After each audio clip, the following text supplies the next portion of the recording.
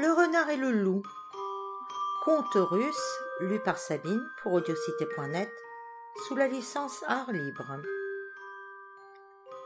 Il y avait une fois un vieillard et une vieille femme.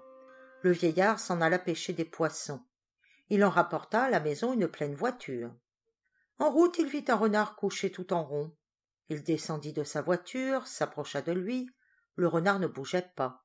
Il gisait comme mort. « Voilà un cadeau pour ma femme, se dit le vieillard.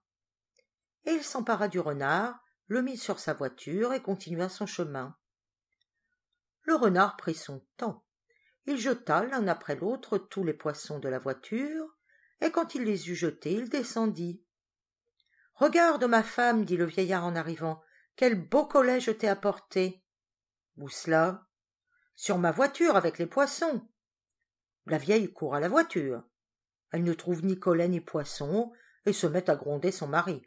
« Vieille bête, drôle, quel mauvais tour !» Alors le vieillard s'aperçut que le renard n'était point mort comme il l'avait cru. Il en eut bien du chagrin. Mais que faire? Cependant, le renard avait ramassé en un tas tous les poissons, s'était assis sur la grande route et s'était mis à se régaler. Arriva un loup gris. « Bonjour, mon frère. »« Bonjour. Donne-moi des poissons. »« Va en pêcher toi-même. »« Je ne sais pas. »« Et moi, j'en ai bien pêché.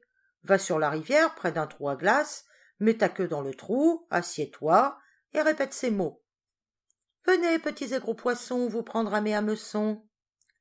Ils viendront eux-mêmes se prendre à ta queue. » Le loup alla sur la rivière et fit ce que le renard lui avait conseillé. Le renard le suivit en répétant ces paroles. « Que le ciel soit clair, que la queue du loup gèle, gèle. »« Qu'est-ce que tu dis, frère ? Je t'aide. » Et le malin renard répétait. « Que la queue du loup gèle, gèle. » Le loup resta toute la nuit sans bouger près du trou, si bien que sa queue gela.